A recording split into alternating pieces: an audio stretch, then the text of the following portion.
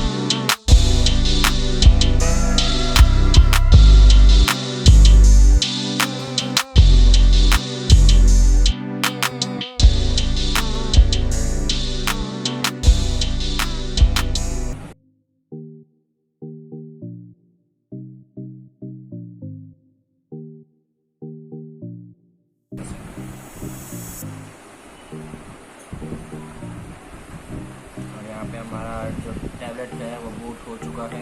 ये इंटरफेस आ गया है, नेट की स्क्रीन इंस्टॉल्ड है। कोई भी टिकटॉक या फिर ऐसे कोई चाइनीज़ ऐप जो बैन हो चुके हैं वो कोई सा भी नहीं आया है वही के अंदर देख सकते हैं आप। नेटफ्लिक्स के अलावा और यूट्यूब म्यूजिक दे रखा है, एक्स्ट्रा नेटफ्लिक्स दे रखा है और आपको कुछ भी ऐसा कोई फालतू का नहीं मिलेगा app. Thank you for watching this video. Please hit the subscribe icon, like my video and share it with your friends.